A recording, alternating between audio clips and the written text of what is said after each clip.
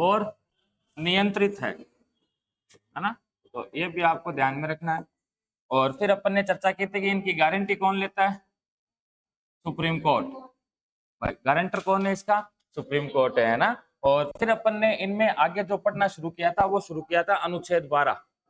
कौन सा पढ़ा था अपन ने, सबसे पहले अनुच्छेद 12 पढ़ा था। और अनुच्छेद 12 में अपन ने क्या पढ़ा था, राज्य की परिभाषा। ये जो विरुद्ध है, ये सारे के सारे जितने भी दिए गए हैं ना मूल अधिकार, इनमें राज्य को संबोधित किया गया है। जैसे अपन ने कल पढ़ा था कि अनुच्छेद 15 पढ़ा था कि भाई धर्म, जाति, मूल वंश, लिंग आदि के आधार पर भेदभाव नहीं किया जाएगा। कौन नहीं करेगा भेदभाव, तो राज्य नहीं करेगा।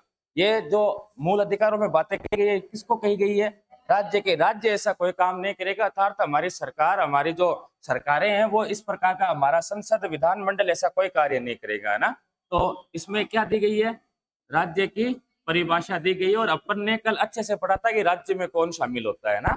फिर अपन ने अनुच्छेद 13 पढ़ा था। यहाँ थोड़ा सा आपको शायद समझने में दिक्कत आई होगी, तो आप ध्यानपूर्वक देखना इसमें है क्या।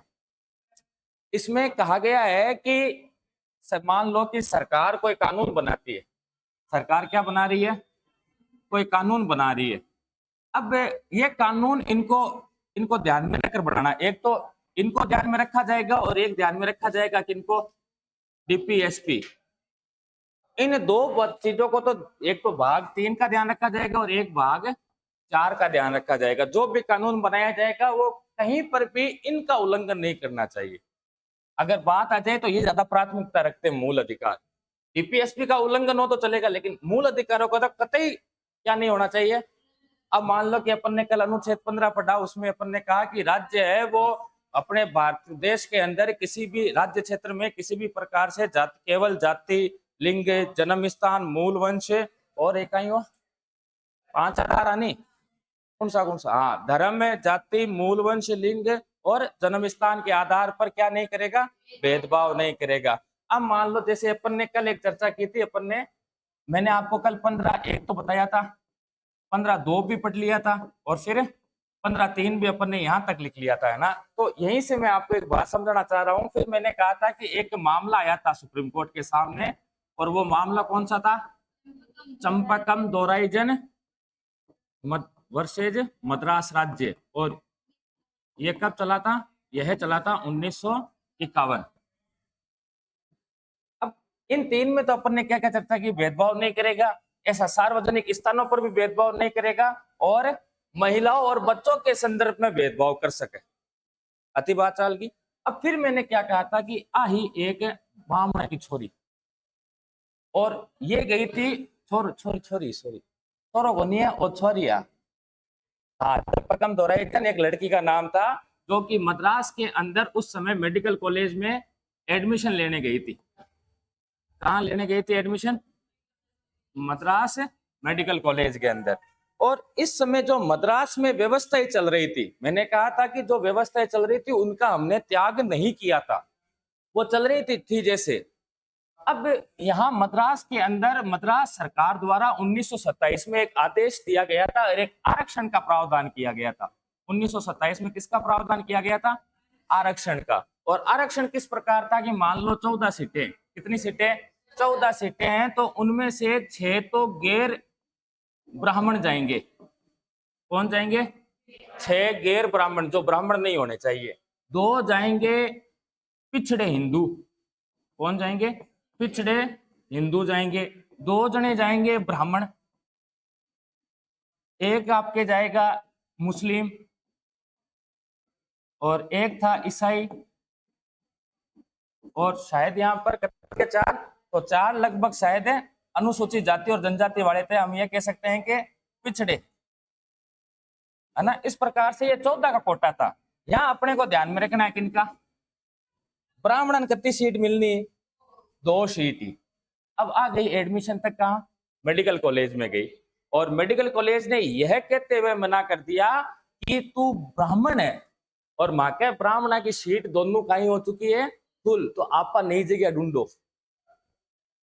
और आ गई सीधी अनुच्छेद 15(1) पढ़ियो, और 15(1) में लिखे है कि जो राज्य है, कौन, राज्य भारत के क्षेत्र में कहीं पर भी किस किस के आधार पर? तो धर्म, जाति, लिंग, मूल वंश और जन्म स्थान, इनके आधार पर क्या नहीं करेगी?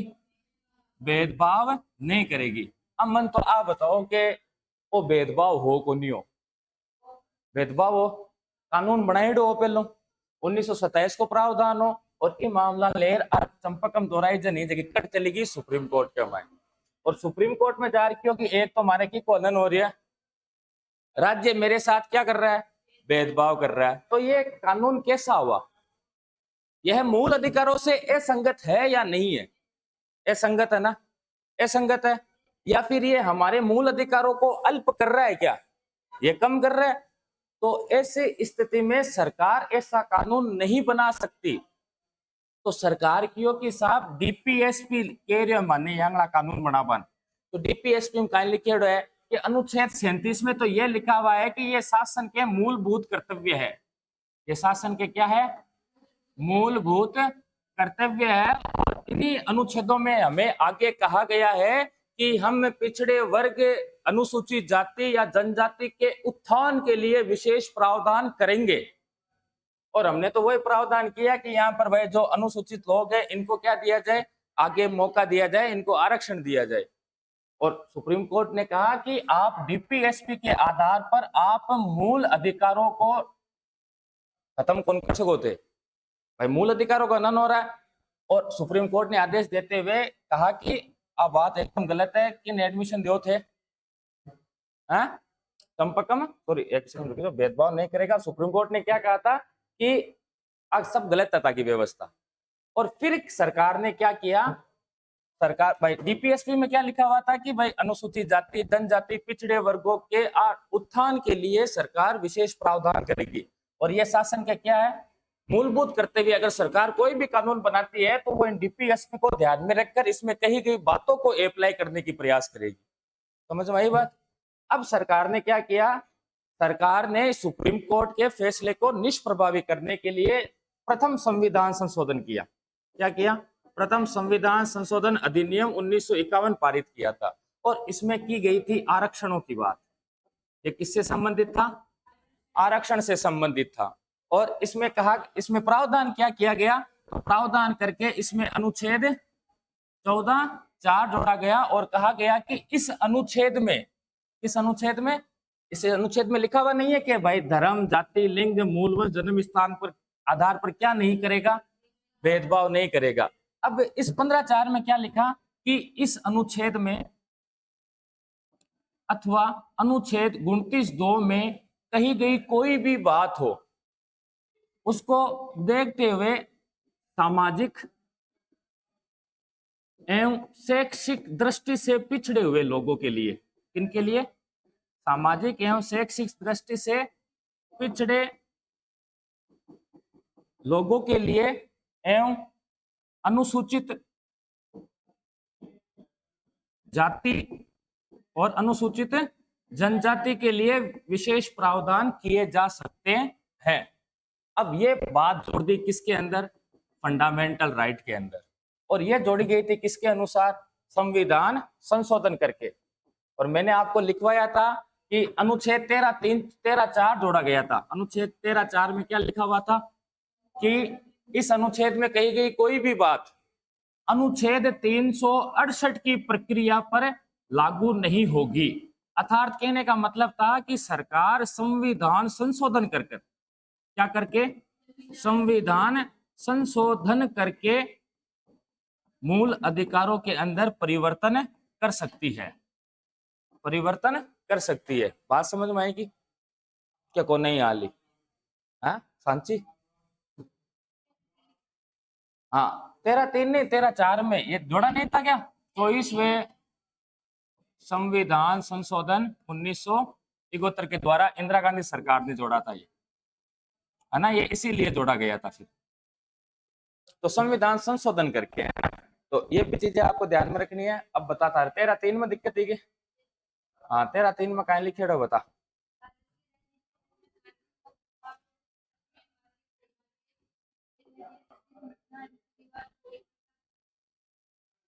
कानून माने जाते हैं। जैसे मान लो सरकार ने कोई आदेश दिया, क्या दिया सरकार ने, जैसे प्रधानमंत्री मोदी जी ने नवंबर 2016 के अंदर आदेश दिया था कि 500 और 1000 के नोट बंद।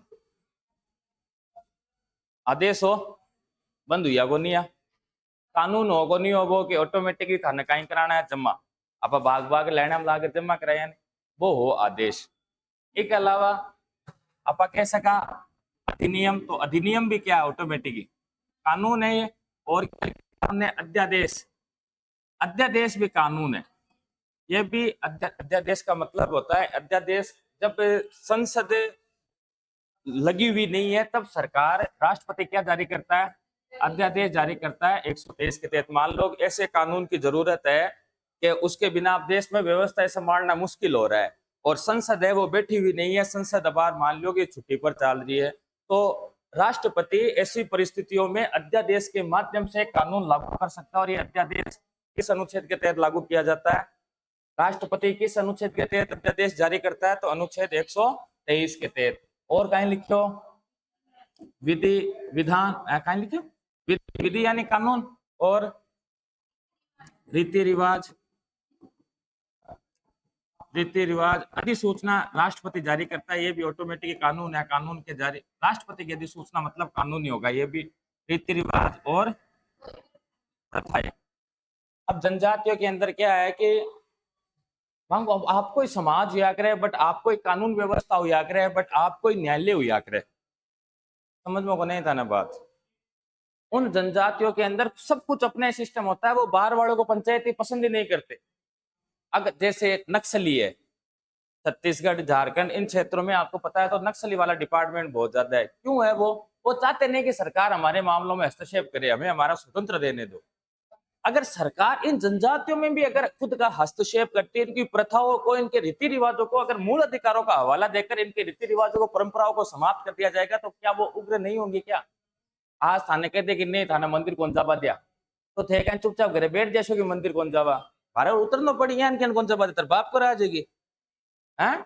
तो कहने का मतलब है कि जनजातियों में सरकार अपना हस्तक्षेप ना करे, इसलिए उन जनजातियों के रीति रिवाजों प्रथाओं को भी क्या माना जाएगा, कानून माना जाएगा। अर्थात तो वहां पर अगर कोई छोटा मोटा तरीका कोई अधिकारी, तो वहां पर भी तो नियुक्त है अधिकारी, है को नहीं है बड़े, सरकार का अधिकारी तो है ही है सब जगह, पुलिस आई हो अति इंपोर्टेंट कहीं बात ही है। मैं सोच तो कैमरा में आने बात सुनी बढ़िया कौन लागी, जरा मैं 2-3 दिन बोलियो को नहीं थे तो चालू क्लास कमाए नहीं, बिल्कुल पसंद को नहीं है मन चीजा, है ना, नहीं समझ में आई तो अगली बार और बात करी तो थाने मैं और समझा दे, है ना। तो वो सब के सब क्या माने जाएंगे, कानून माने जाएंगे। कहने का मतलब है कानून है वो, है ना, ध्यान मत तो रखना। और 13(1) में क्या लिखा हुआ था, ये तो बातें लिखी हुई है कहां पर, 3 के अंदर। और 13(2) में क्या लिखा हुआ था, हाँ क्या लिखा हुआ था 13(2) में कि राज्य ऐसा कोई भी कानून नहीं बनाएगा जो क्या करता हो, हाँ भाग 3 के अधिकारों को छीनता हो, हाँ अधिकारों को कम अथवा छीनता हो, कम करता हो अथवा छीनता हो, ऐसा कोई भी कानून राज्य नहीं बनाएगा। और फिर 13(1) में क्या लिखा हुआ था, हाँ अब संविधान लागू होने से पहले, संविधान से पहले, तो संविधान से पहले मैंने आपको बताया था कि जो व्यवस्थाएं थी वो किसके द्वारा चलाई जा रही थी, भारत शासन अधिनियम 1935 और भारतीय स्वतंत्रता अधिनियम 1947 के तहत। हाँ फिर आगे क्या लिखा अपन ने इसके अंदर, संविधान के प्रारंभ होने से पहले प्रविधि लिखा होगा शब्द, प्रवृत्त विधि का मतलब यही है ना, जो संविधान के अलावा जो अन्य कानूनों के माध्यम से जो शासन चलाया जा रहा है, प्रवृत्ति विधि। हाँ इस भाग की, किस भाग की, तो भाग 3 की असंगतता तक क्या होगी, वो निष्प्रभावी होगी, शून्य होगी। अर्थात अगर इनके माध्यम से शासन चल रहा है क्यों शासन तो आगे भी चला था इनके माध्यम से, संविधान लागू होने के बाद में भी। अब मान लो संविधान लागू होने के बाद में ऐसा कोई प्रावधान है जो मूल अधिकारों का कम करता हो या मूल अधिकारों से असंगत हो, यानी मूल अधिकारों के विरुद्ध हो, तो वह कानून ऑटोमेटिकली उतना ही क्या होगा, निष्प्रभावी होगा, शून्य होगा। कहने का मतलब है आपके मूल अधिकार सस्ता का माइन फोकट का माइन कोई कौन छीन सके। संविधान हमें इस प्रकार से हमारे मूल अधिकारों की गारंटी देता है। समझ में आई बात? कहीं समझ में आई? आएगी आनी थी। हाँ तो ये 15/4 भी समझ में आया क्या? है 15/4 समझ में आया ना? देखो 368 में मैंने आपको कई चीजें बताई थी। पहले मैंने कहा था कि संविधान में मान लो कुछ चेंज करना है तो हमें संविधान के भाग 20 की अनुच्छेद 368 की प्रक्रिया को अपनाना पड़ेगा। और अगर मैंने इसमें आपको कितनी प्रकार की प्रक्रिया बताई थी? 2 प्रकार की बताई थी। एक तो मैंने कहा था कि लोकसभा राज्यसभा से कुल सदस्यों का बहुमत अथवा उपस्थित एवं मतदान करने वालों का 2/3 बहुमत से पारित करवाना है। पहले लोकसभा से करवा लो, चाहे राज्यसभा से करवा लो, फिर लोकसभा राज्यसभा से और करवाओ, फिर जाओ राष्ट्रपति के पास, वो पास है। और दूसरी प्रक्रिया मैंने कहा था कि लोकसभा राज्यसभा से पास होने के बाद में आपको आधे से अधिक राज्यों के विधानमंडलों की स्वीकृति जरूरी है। यानी कि भारत में जैसे 30 विधानमंडल है तो उनमें से 15 विधानमंडलों की क्या जरूरत है? स्वीकृति जरूरत है। और अगर मूल अधिकारों में संशोधन करना है तो हमें यही प्रक्रिया होगी कि लोकसभा और राज्यसभा से तो हमें किस प्रकार से बहुमत से पारित करवाना पड़ेगा? विशेष बहुमत से पारित करवाने के बाद में हमें आधे राज्यों की जो विधानमंडलें, आधे राज्यों की विधानमंडलें यानी विधानसभाओं से, मंडलों से क्या करवानी पड़ेगी? स्वीकृति दिलवानी पड़ेगी, है ना? तब जाकर संविधान में क्या होगा, मूल अधिकारों में क्या होगा, संशोधन होगा, है ना? मूल अधिकार अब 8 भी विशेष बहुमत, 8 भी विशेष बहुमत और 15 से अधिक राज्यों से विशेष बहुमत। अब सरकारें सब जगह एक जैसी नहीं होती, है ना? यहाँ पर बहुमत है तो भाई बीजेपी वालों के पास में अच्छा बहुमत, और यहाँ पर भी लगभग बतावा है कि बीजेपी की सीटें है लगभग 115-16 सीटें होगी, तो 8 भी बहुमत का निर्णय है। नहीं तो क्या मोदी जी तानाशाह बन सके? वास्तव केवल कि एक हमारा बहुमत है ही है, एक हमारे 123 नहीं करता थे, गिनो तो 8-10 एक राज्य के मान तो राज्य कुछ बीजेपी की सरकार लाजे कौन लाजे, मान लो बीजेपी की सरकार 15 राज्य के मान होगी, कहता राज्य में। अब मना बताओ संविधान में की भी चेंज कर लो, मोदी जी के बस में है कौन? है कांग्रेस जितनी भी पार्टियां नहीं क्यों डर रही है कि मोदी नाको लगा दे लो जो तो कंट्रोल भी का हाथ में गई। कौन समझ में आई बात? अरे संविधान में यहाँ चेंज कौन हुए? यहाँ चेंज हुए। और जो साधारण कानून बनाए जाते हैं, हमारे जो साधारण कानून बनाए जाते हैं, ये सारे के सारे कानून अनुच्छेद 107 की प्रक्रिया से बनाए जाते हैं। ये जब अपन संसद पढ़ेंगे ना उस समय चर्चा करेंगे अनुच्छेद 107 क्या है और किस प्रकार कानूनों का निर्माण किया जाता है ना? तो बात समझ में आई 368 की प्रक्रिया क्या है?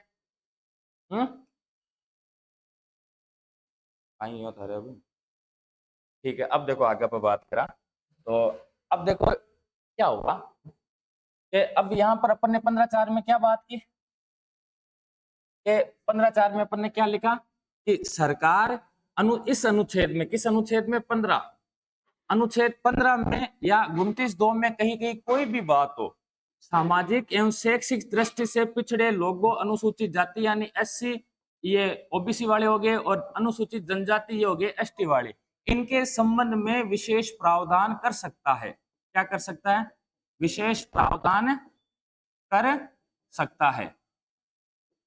अब सरकारों ने किए विशेष प्रावधान।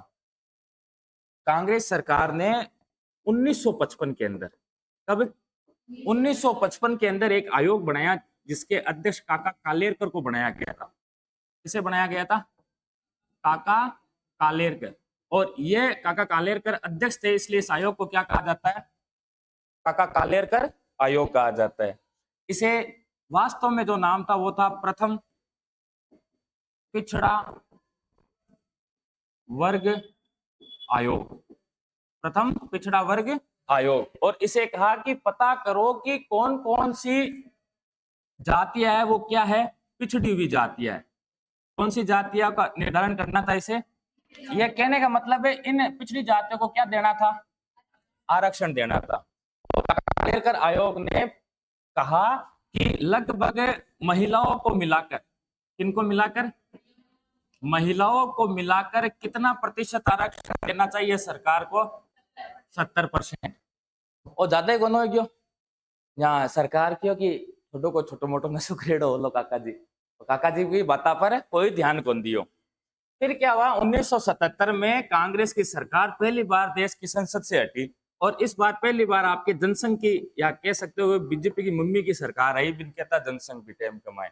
और इस समय जो प्रधानमंत्री बने थे उनका नाम था मोरारजी देसाई। क्या नाम था इनका, मोरारजी देसाई। मोरारजी देसाई को पाकिस्तान के सर्वोच्च सम्मान से सम्मानित किया गया है। अब आप पता करके आना कि क्यों मोरारजी को पाकिस्तान के सर्वोच्च सम्मान से सम्मानित किया गया है। जैसे भारत का भारत रत्न होता है ना, उसी प्रकार वहां है कोई पाकिस्तान निसार एरिया उसके नाम में भी सम्मानित करेडो है। बहुत थर्ड क्लास प्रधानमंत्री हम एक प्रधानमंत्री बताया करें। तो 1977 में जनसंघ की सरकार बनी और इन्होंने जनवरी 1982 के अंदर एक आयोग बनाया और इसकी जो अध्यक्ष बनाए थे आयोग के, उसका नाम था वीपी मंडल।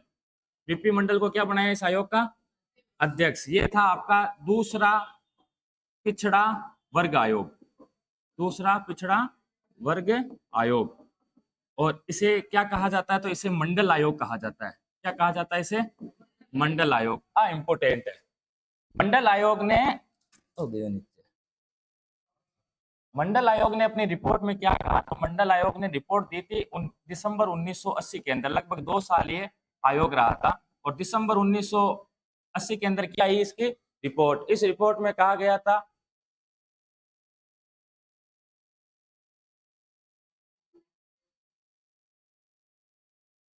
अब इस रिपोर्ट में क्या कहा था, तो इस रिपोर्ट में कहा था कि लगभग 3743 जातियों को ओबीसी का दर्जा दिया जाए। कितने को, और इन्हें 27% आरक्षण दिया जाए। कितना परसेंट आरक्षण, 27% आरक्षण। और आप सबको पता है वर्तमान के अंदर ओबीसी को कितना प्रतिशत आरक्षण प्राप्त है। तो अभी जो वर्तमान में आरक्षण है ना ओबीसी को, वो इसी मंडल आयोग की रिपोर्ट पर आधारित है। समझ में आई की बात।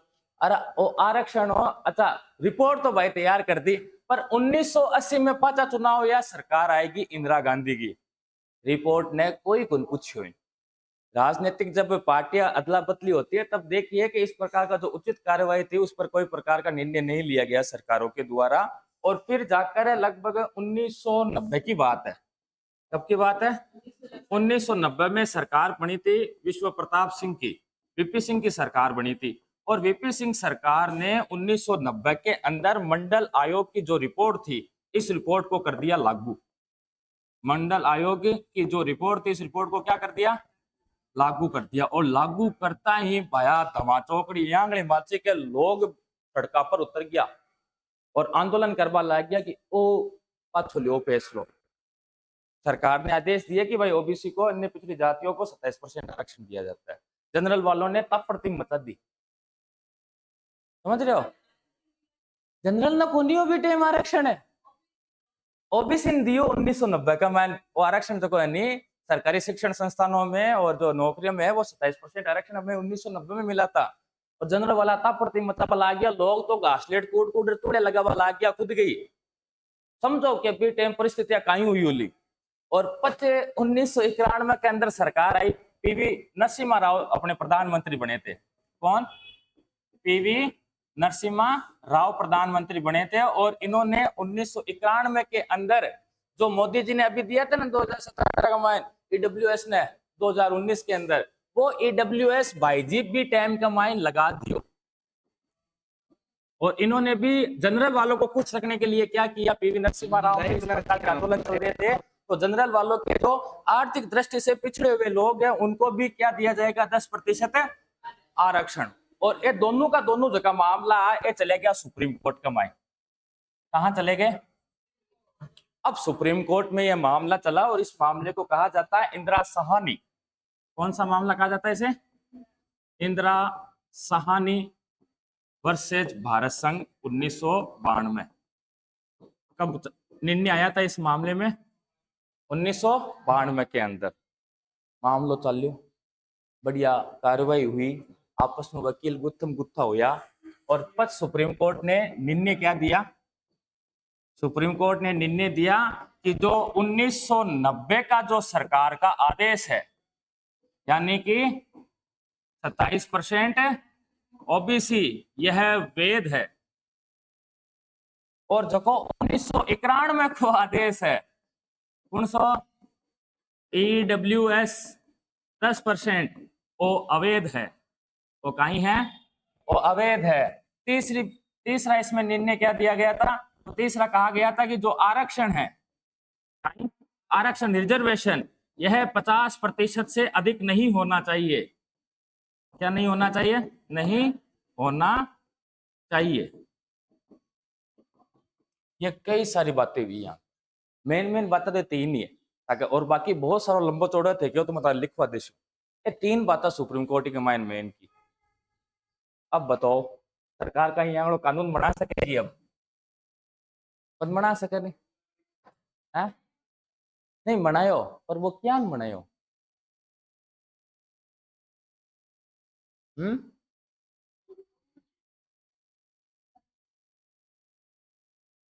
बताओ थे, बताओ है? ईडब्ल्यूएस को नहीं था कोई? ओ बहुत घना गलत है, जना तुम झूठी हल्डाई होती देर वो तो कोई ईडब्ल्यूएस वालों के था आ गणी था कि पहले भी मिलेडो है कि मानने आरक्षण पहले दियो है, पहले कौन दियो? पीवी नरसिम्हा, है ना? अब जब सरकार ने, अभी मोदी सरकार ने 2019 में जब ईडब्ल्यूएस को 10% आरक्षण दिया था, तब ये मामला वापस सुप्रीम कोर्ट में गया था। कहाँ गया था? वापस मामला सुप्रीम कोर्ट में गया था और इसे इस बार क्या ठहरा दिया? वैध ठहरा दिया गया था ना। सरकार ने क्या किया था? तो सरकार ने संविधान में संशोधन किया, 103वां संविधान संशोधन अधिनियम 2019, और इसके तहत कौन सा प्रावधान किया था?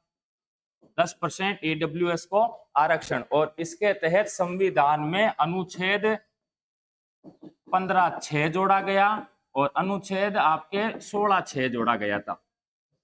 इस कौन सा संविधान संशोधन? तो 103वां संविधान संशोधन के तहत संविधान में कौन से दो अनुच्छेद जोड़े गए थे? 15(6) और 16(6) जोड़े गए थे। बात समझ में आई कि रे? है पल्ले तो पड़ रही है ना?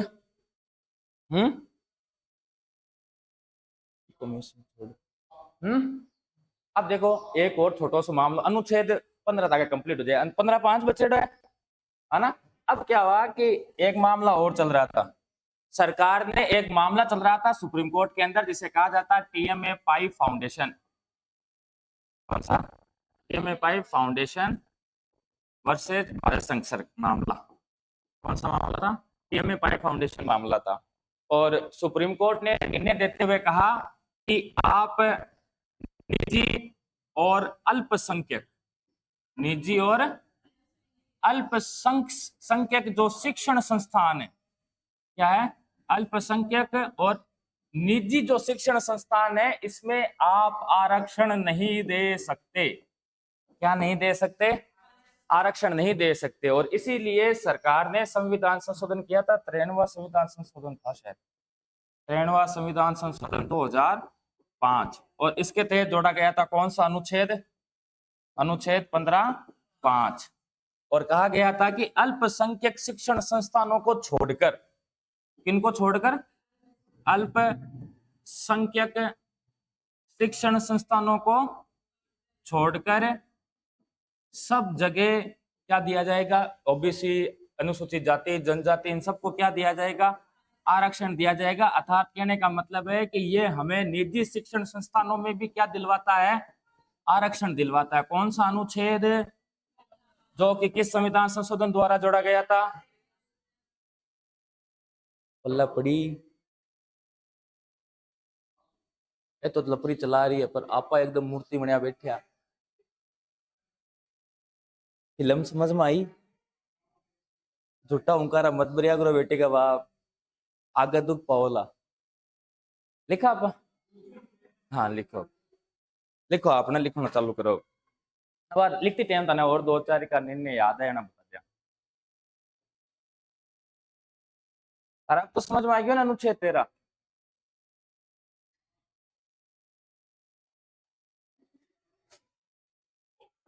एक कटकारा मन तो का कोल्ला के तू 12 मिल लीजिए मन, है ना, था 12 समझा दूं मैं, आप आराम हो बैठ समस्या बारे। लिखो अब आगे। अरे रिवीजन हो गयो ताके पाछो और आगे की चीजें होगी। अब धीरे धीरे नहीं थे लिखो नहीं थे टाइम था कान खड़े रखी जो, और लिखते टाइम मुंडा मन मन में बारह मतलब आवाज बारह नहीं आनी, मन मन में बोलता बोलता लिखी जो है ना। तो एक दिन मैं कह दियो क्लास के मान जावा एक छोरी ये बात ज्यादा ही सीरियस ले ली मानी बात ना, अब बोल बोल लिख रही है, अब मैं बोल रही हूँ लबा और बोल रही है, तो फिर डट तो बड़े डट तू बेटी का बाप, तो मन मन में बोलना है नहीं तने। लिखो अब लास्ट लाइन कहीं लिखी, 15-3 लिखे डो, 15-4, 15-4 और वो सबरी मान ला पत्तों कर होगी रे। अयप्पा कोई मंदिर है, अयप्पा को मंदिर है, कौन कौन है अयप्पा जी है कौन, अब कौन सा भगवान है अयप्पा भगवान। लिखो आगे लिखो वह 15-4 जोड़ा गया, किस मामले के तहत जोड़ा गया था 15-4?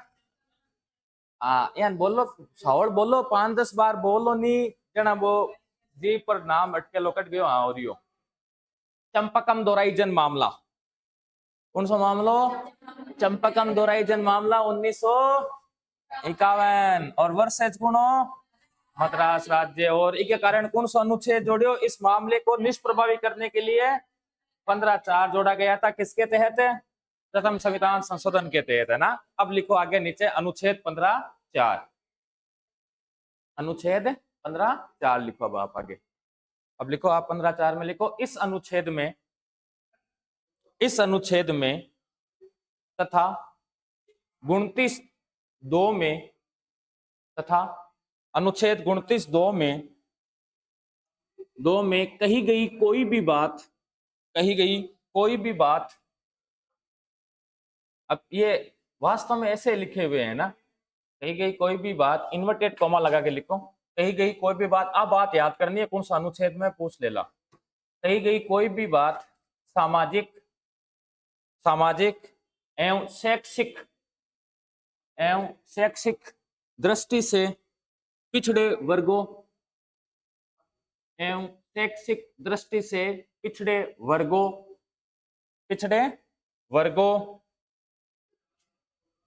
पिछड़े वर्गों कौमा अनुसूचित जाति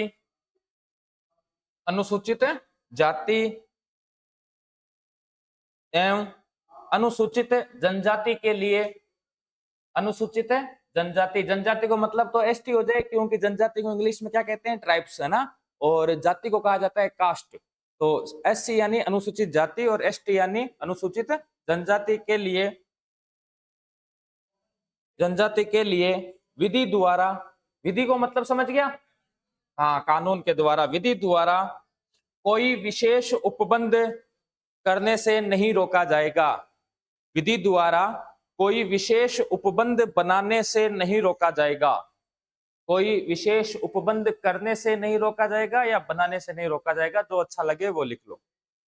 बनाने से नहीं रोका जाएगा।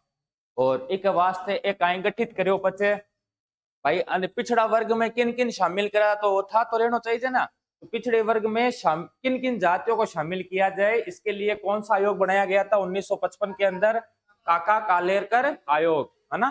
तो लिखो फिर एक लाइन छोड़ के लिखो बाप, लिखो पिछड़े वर्ग की पहचान करने के लिए, पिछड़े वर्ग के कोष्टक में लिख दी जो ओबीसी, ताकि पहचान कर पाए, है ना।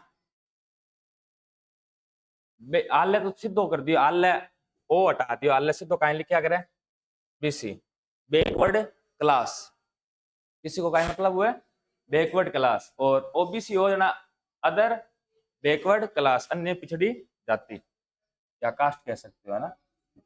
अति काफा तड़क रही है, बीसी की बात हो रही है ना। लिखो आगे, क्या लिखो? पिछड़े वर्ग की पहचान करने के लिए अनुच्छेद 340 के तहत, अनुच्छेद 340 के तहत प्रथम राष्ट्रीय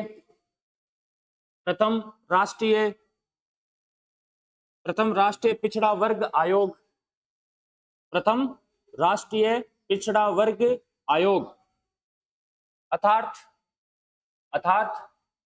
काका कालेरकर आयोग अर्थात काका कालेरकर आयोग का गठन किया गया, गठन किया गया। इसने अपनी रिपोर्ट में, रिपोर्ट के कोष्टक में लिख देना, लिखना चाहो तो मार्च 1955 लिख देना रिपोर्ट के कोष्टक में। रिपोर्ट कब आई थी इसकी? 1955 में गठन किया गया, जिसने अपनी रिपोर्ट में, जिसने अपनी रिपोर्ट में कहा कि सभी महिलाओं सहित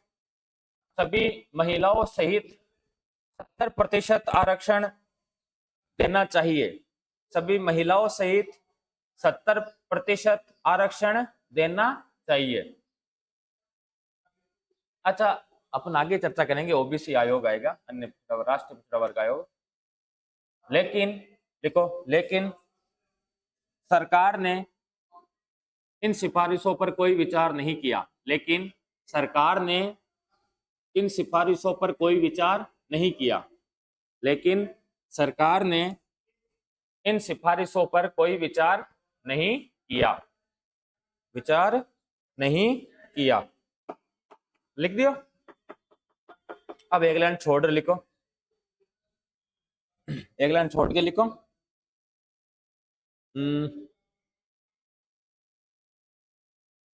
लिखो आप अगली लाइन में लिखो, एरो लगा के। कौन सा अपन अब वो ना जनता पार्टी लिखो। जनवरी, हाँ आई में क्या 1977 में तो मनियों को नहीं हो आयोग। कब बनाया गया था ये आयोग दूसरा वाला? हाँ लिखो, जनवरी 1979 में, जनवरी 1979 को जनता पार्टी की सरकार ने, जनता पार्टी की सरकार, कोष्टक में लिखना प्रधानमंत्री मोरारजी देसाई, कोष्टक में क्या लिखोगे? प्रधानमंत्री कौन थे? मोरारजी देसाई। जनवरी 1969 को जनता पार्टी की सरकार ने द्वितीय राष्ट्रीय पिछड़ा वर्ग आयोग का गठन किया, द्वितीय राष्ट्रीय पिछड़ा वर्ग आयोग का गठन किया, गठन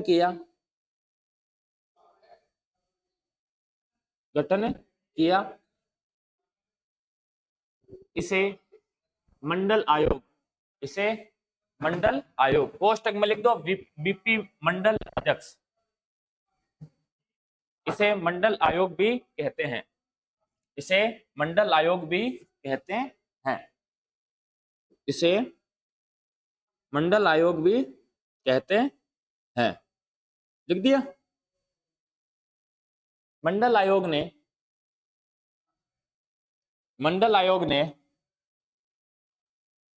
अपनी रिपोर्ट में, मंडल आयोग ने अपनी रिपोर्ट में 3,743 जातियों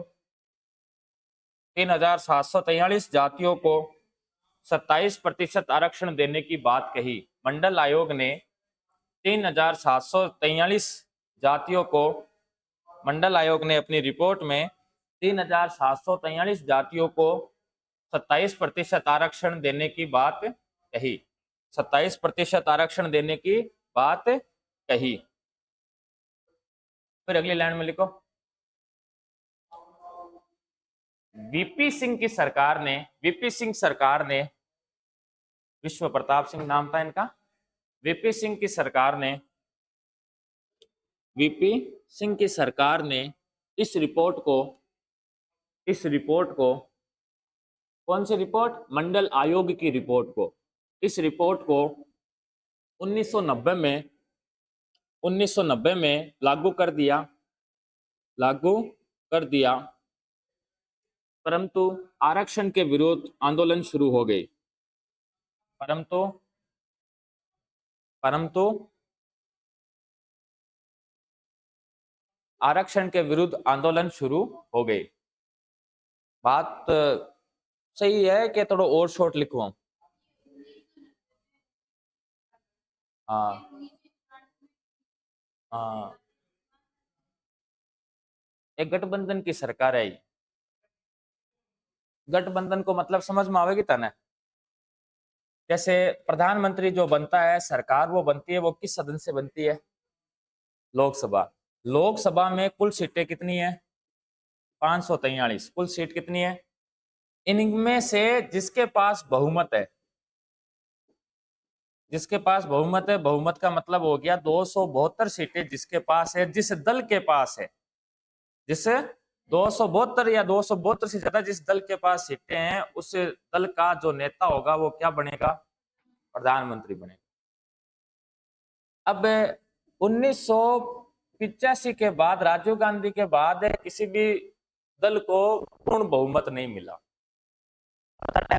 इंदिरा गांधी की हत्या हुई, फिर वापस से कांग्रेस को एक बार बहुमत मिल गया था, लेकिन 1989 के बाद में सरकारों को बहुमत था ही नहीं।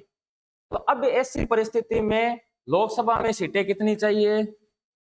अब इन 272 सीटों को पूरा करने के लिए सरकारें, जो पार्टियां है, वो आपस में क्या करती है? गठबंधन। जैसे मान लो कि कांग्रेस वालों के पास में सीटें थी 125, मान लो टीएमसी ममता दीदी के पास सीटें थी 30 तो ज्यादा हो जैसी, मान लो 25 सीटा टीएमसी का नहीं। मान लो जेडीयू, आपने नाम सुना होगा, बिहार का मुख्यमंत्री है ना, क्या नाम है, नीतीश कुमार यादव, वो जेडीयू वाले, मान लो कि इनके पास थी 15 सीटें। मान लो एक आरजेडी वाले को ले लिया, है ना, आरजेडी लालू प्रसाद यादव, मान लो 20 सीटा ही करनी, है ना, और यहाँ करता करता ये आपस में कायम कर ली, कितनी सीटा कर ली टोटल? अब अमू मना बताओ कि कोई एक की बाप की मर्जी चाल ली की, सबका हित देखना पड़ी जती पार्टियां हो सी। अब सब आपको सीटों से की, कौन से की। अब मना बताओ, एक गठबंधन से जो प्रधानमंत्री बनेगा वो मजबूत प्रधानमंत्री होगा या फिर कमजोर होगा? कमजोर होगा। और जो प्रधानमंत्री कमजोर हुई वो थोड़ो सो यान हिम्मत करी फन पनाटे करवा की अचानक आमू एक पार्टी आपको काहे ले ली, बहुमत पाछो ले ली, और एक पार्टी जानी लारे सर की 272 सीटा कहीं होगी, कम होगी, आ सरकार उड़गी। कुछ दूसरो देता हुआ कि राष्ट्रपति के जवाब के बहुमत है 272 सीटा, तो राष्ट्रपति जी मन प्रधानमंत्री बनाओ। राष्ट्रपति के दिखा ना, वो लिस्ट दिखा के बाद ठीक है, आओ था ना, शपथ को प्रोग्राम कर दिया। बच आया पीवी नरसिम्हा राव जी आया और प्रधानमंत्री पद की शपथ ले ली, और भी के बाद में संसद का लोकसभा का मान बहुमत दर्शा दियो, तो वे स्थायी हो गया। आप नहीं के वो जार क्यों कि मार्कर ने 272 का नाम है मन प्रधानमंत्री बनाओ। राष्ट्रपति, अगर राष्ट्रपति में विश्वास है कि वो आदमी 272 है, तो वे कायकर से भी प्रधानमंत्री पद की शपथ दिलवासी। शपथ दिलवाया बाद में संसद की बैठक हुए, और जो लोकसभा की बैठक होती है, उस लोकसभा में उस व्यक्ति को वो 272 से वोट दिलवाना पड़ता है खुद के पक्ष में, तब जाकर उसकी सरकार स्थायी होती है। बात समझ में आई कि कौन नहीं आई? हाँ, वापस दे तो बचेट उड़ा जावे ने, वो बंदेड़ो रह गयो, वो त्यानी ओ हाथ खोले त्यान अनु वो एक दल पकड़ ले, यार नहीं ओ खोले त्याने बे दूसरा पकड़ ले, वो के मैं करूं काई, मन बांध के ने बिठा रखियो, ये तो खुल्लो तो बाध्यो। हाँ, तो इस प्रकार से सरकारें निरंतर क्या गई, बदलती गई, है ना। और ये सरकारें फिर जाकर 1900 अपने पूर्ण बहुमत की सरकार 1985 के बाद में 2014 में मोदी जी ने मिली। तो ये बीच में जो भी दौर था वो गठबंधन सरकारों का दौर था, और इस समय तो इतने गठबंधन की सरकारें थी कि देश की परिस्थिति ऐसी हो गई थी कि अब देश के पास 7-8 दिन बेसी रुपया बच्चे को नहीं, 8 दिन ऊपर बेसी खर्चो चलावा का। सरकार देश में आर्थिक संकट, पाकिस्तान जैसा संकट आई गया, रोग खाबा ने तरसा। वो पीवी नरसिम्हा राव प्रधानमंत्री बनते ही सबसे पहले इसने भारत का सोना गिरवी रखना होती है, समझा कहना कत्ता 300-400 500 टन सोनो, जो वो IMF से बात की थी इसने। किससे बात की? IMF। ऐसी परिस्थितियों में लोन कौन देता है? IMF, international monetary fund. International monetary fund, है ना, अंतरराष्ट्रीय मुद्रा कोष। इकन गया, फिर यहाँ जाकर बातचीत की इन्होंने ऊंची ब्याज दरों पर कम समय के लिए अपने जो बैंक ऑफ स्विट्जरलैंड है, बैंक ऑफ यूरोप है, इनसे अपने को पैसा दिलवाया, और फिर जाकर अपन ने वो क्या बोलिया करें, LPG को अपनाया था। इस इनकी शर्त पर अपन ने क्या अपनाया? LPG, है ना, उदारीकरण, निजीकरण, वैश्वीकरण, है ना, ग्लोबलाइजेशन, प्राइवेटाइजेशन और लिबराइजेशन, है ना। क्या क्या हो जाएगा, उदारीकरण, निजीकरण और वैश्वीकरण। निजीकरण की बातें ये अपन ने 1992 के अंदर स्वीकार की थी कि हम यहाँ पर क्या अपनाएंगे, निजीकरण। और मोदी जी यहाँ बात ने अप्लाई कर रहे हैं 2014 के बाद में, जना कहे कि मोदी जी तो देश ने बेच रहा है।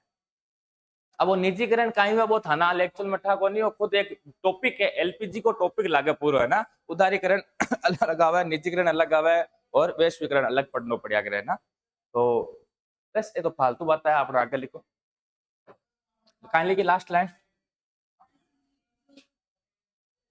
हाँ, फिर एक लाइन छोड़ के लिखो, या फिर आगे लिख लेंगे, है ना। ये पीवी नरसिम्हा राव वाली बात है ना, वो 16/6 में भी तो बात लिखनी है अपने को, तो 16/6 में लिखेंगे पीवी नरसिम्हा वाली बात को, है ना। अब आप लिखो क्या लास्ट लाइन बोलो, लागू कर दिया, है ना, परंतु आरक्षण के विरुद्ध आंदोलन शुरू हो गए और मंडल आयोग की रिपोर्ट को सर्वोच्च न्यायालय में चुनौती दी गई, और मंडल आयोग की रिपोर्ट को सर्वोच्च न्यायालय में चुनौती दी गई। इस केस को, इंदिरा साहनी वाले केस को मंडल आयोग के मामला भी कहते हैं ना। इसे और क्या कहा जाता है, मंडल आयोग मामला, मंडल आयोग मामला। इंदिरा साहनी मामले को और क्या कहा जाता है, मंडल आयोग मामला। और अब हेडिंग लगाओ, इंदिरा साहनी वर्सेज भारत संघ मामला 1992। चुनौती दे दी गई ऊपर है। अब चुनौती में कहीं कहीं हुई, लिखो तो सही, चुनौती कौन सा केस कमाई दी, इंदिरा साहनी वर्सेज भारत संघ मामला 1992, कोष्टक में लिख दो मंडल आयोग मामला। इंदिरा साहनी वर्सेज भारत संघ मामला 1992, कोष्टक में लिखना मंडल आयोग मामला।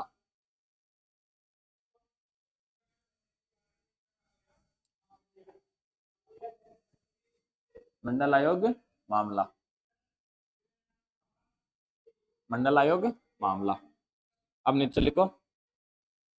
अच्छा, इसे और क्या कह सकते हैं हम, क्या पिछड़ा वर्ग आरक्षण मामला कह सकते हैं इसे, है ना। तो एक नाम और लिख दो कोष्टक में, लिखो पिछड़ा वर्ग आरक्षण मामला, पिछड़ा वर्ग आरक्षण मामला। पिछड़ा वर्ग आरक्षण मामले में ऐसे लिख दो, आरक्षण मामले में सर्वोच्च न्यायालय ने पिछड़ा, नई लाइन लिख ले, इस मामले में, नई लाइन से लिखना चाहो तो नई लाइन से लिख लो, इस मामले में सर्वोच्च न्यायालय ने, इस मामले में सर्वोच्च न्यायालय ने अपने निर्णय में कहा कि, अपने निर्णय में कहा कि एरो लगा दियो सामने, कहा कि डॉट डॉट एरो। अब नीचे लिखो 1 नंबर पॉइंट, नीचे लिखो 1 नंबर पॉइंट, एरो लगाने के बाद में लिखो पहले 3 नंबर वाला लिखो, जाति आधारित आरक्षण, जाति आधारित आरक्षण 50% से अधिक न हो। पहला निर्णय लिखो, जाति आधारित आरक्षण 50% से अधिक न हो। ओबीसी में है आई आरक्षण, सब ज्यादा तो ओबीसी ने, और सब कम आरक्षण तो वो देखना पड़ा है, 7%, 8%, अलग अलग आरक्षण है। एमबीएस ने अलग आरक्षण है, बहुत सा आरक्षण है ना, वो देखना पड़े। तो गूगल पर, यूट्यूब पर सर्च कर लीजिए, भारत में कितना % किस किस वर्ग को आरक्षण दिया जाता है, शो कर देगा आपको, है ना। अपन पूरा कौन पढ़ना, अपन पूरा भारत की पॉलिटिक को ज्ञान कर लेना, अपन तो एग्जाम में सवाल आवानी बात थोड़ा सो तरीका समझना, ताकि आप एग्जाम में सही कर सका बाना ना। कहां लिखो लास्ट, जाति आधारित आरक्षण 50% से अधिक ना हो। कहीं आरक्षण सरकार के आदेश पर है, सरकार काल कहते नहीं कि आरक्षण खत्म तो खत्म, सरकार अपने आदेश के माध्यम से आरक्षण लागू भी कर सकती है और आरक्षण खत्म भी कर सकती है। ये बात कही थी इंदिरा साहनी मामले में, सुप्रीम कोर्ट ने कहा था, ये बात मैं नहीं कह रहा हूं, सुप्रीम कोर्ट ने कही थी इस बात ना। तो दूसरा लिखो इसमें, वो तो गयो फटाफट। देख दे, चाचा चाचा चाचा। हाँ अब सही है। और ना चाहिए। हाँ अब सही है। हाँ दूसरो लिखो, दूसरो कहीं क्यों। 1990 का आदेश क्या है? हाँ लिख दो, 1990 का कार्यपालिका आदेश, कार्यपालिका आदेश, कार्यपालिका आदेश वैध है, वैध है। कोष्टक में लिख दो 27% ओबीसी, संविधान 18 कार्यपालिका आदेश। अच्छा इसमें एक प्रावधान और शायद प्रावधान का एक बात और कही थी सुप्रीम कोर्ट ने। सुप्रीम कोर्ट ने कहा था कि पदोन्नति में भी आरक्षण नहीं मिलेगा। इसमें आरक्षण नहीं मिलेगा। हाल तो तय सरकारी नौकरी को लग गया, सरकारी नौकरी लगवाने तो हटा पड़ेगी। उन्नति में क्या, पदोन्नति को मतलब है प्रमोशन बोलिया करे अंग्रेजी में, कहीं क्या पापा प्रमोशन। तो प्रमोशन का मायने भी आरक्षण है। यहाँ तक सरकारी नौकरी में आरक्षण है, प्रमोशन में भी आरक्षण है। और प्रमोशन को मतलब, आरक्षण को मतलब हो गया कि एसटी एससी ने पहले प्राथमिकता दी, ओबीसी ने प्राथमिकता पहले दी, जनरल ने प्राथमिकता कौन मिल है। तो सुप्रीम कोर्ट ने कहा बात गलत है यार, आरक्षण ठीक है भाई, आरक्षण क्यों दे रहा है? ताकि यहाँ को सामाजिक स्तर है, यहाँ को शैक्षिक स्तर है, वो थोड़ा ऊंचा हो जाए, समाज के मुख्य धारा से ये जुड़ जाए, इसलिए तो आरक्षण दिया जा रहा है। तो पदोन्नति में आरक्षण की जरूरत है। सुप्रीम कोर्ट ने कहा पदोन्नति में क्या नहीं दिया जाएगा, आरक्षण नहीं दिया जाएगा। अब बताओ सरकार अगर आरक्षण पदोन्नति में इन एसटी एससी वालों को, ओबीसी वालों को नहीं मिलेगा, एससी एसटी को नहीं मिलेगा, तो बताओ ये नाराज हो सरकार होसी। और इन नाराजी दूर करवान भी टाइम कमाएं शायद। सरकार थी, इस सरकार ने संविधान संशोधन करते हुए कहा कि पदोन्नति में आरक्षण दिया जाएगा, पदोन्नति में भी आरक्षण है।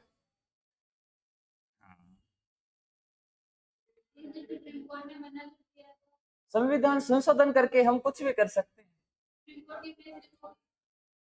अपन ने पढ़ा था केशवानंद भारती मामला, कहा था कि केशवानंद भारती मामले में क्या कहा गया था सुप्रीम कोर्ट द्वारा कि संविधान के मूलभूत आधारभूत ढांचे में परिवर्तन नहीं किया जा सकता। अब मूलभूत ढांचे के अंदर परिवर्तन में ये मूल अधिकार भी माने जाते हैं, है ना। ये डीपीएस मूल अधिकार हो गए, इसके अलावा कई सारे अधिकार सम्मिलित होते हैं ना मूलभूत ढांचे के अंदर, जैसे स्वतंत्र न्यायपालिका, न्यायिक समीक्षा, है ना। वो सब अपन आगे पढ़ेंगे ना, आगे आएगा आपके मामला, संविधान संशोधन पढ़ेंगे ना, तब अपन चर्चा करेंगे किस प्रकार से यह संविधान संशोधन किया जाता है और आधारभूत ढांचे में क्या क्या शामिल किया जाता है ना। तो लिखो आप आगे, कहा लिखो, लिख दो पदोन्नति में आरक्षण नहीं मिलेगा, पदोन्नति में आरक्षण नहीं मिलेगा। अब ओबीसी वाला तो बना दिया, लेकिन अगर कभी आपने देखो आपने फॉर्म भरा नहीं आपका वैकेंसी को, तो थाके लिए सामान्य सी बात है, थे कई बार टेंशन में जो थे खुद फॉर्म भरशो नहीं, या थाने पूछ कि थाको वर्ग कहीं है, जनरल, ओबीसी, एसटी, एससी। तो भी मायने चार आवे, SC, BC, SC, ST, MBBS, Sahariya, Garasia, यान गणाई आवे, है ना। फिर आप जब ओबीसी डालोगे ना, तो आपको क्या पूछेगा कि आप नॉन क्रीमी लेयर हो क्या, या आप क्रीमी लेयर हो क्या, पूछो कौन पूछ रहा है। अब ना बताओ क्रीमी लेयर और नॉन क्रीमी लेयर कहीं पे, अब नॉर्मल नॉलेज होना चाहिए था ना इस चीज को, है कहीं में बता, creamy layer non creamy layer.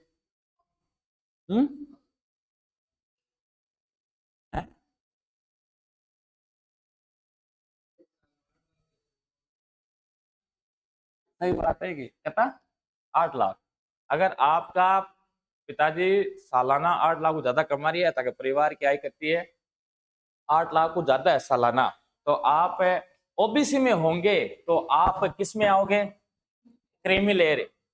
Cream को मतलब कहीं हुआ मलाई, लेयर को मतलब हुआ परत। 8 लाख रुपए से कमावा जगह तो ऑटोमेटिक क्रीमी लेयर होना चाहिए, नहीं होना चाहिए। और 8 लाख को कम कमावा का नॉन क्रीमी लेयर।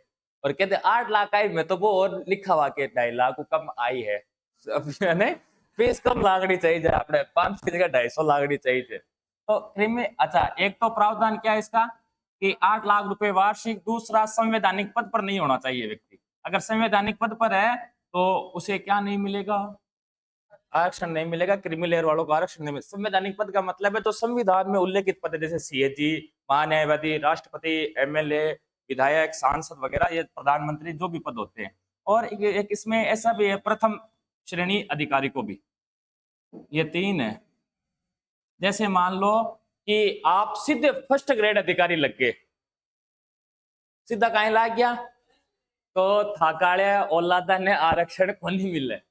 और अगर ते थर्ड ग्रेड या सेकंड ग्रेड लग गया और थे फर्स्ट ग्रेड लग गया तो थागाड़ी औलादा ने आरक्षण मिली। हाँ नहीं मिलना है ना। तो ये क्रीमी लेयर वाला है, ये नॉन क्रीमी लेयर वाला है ना।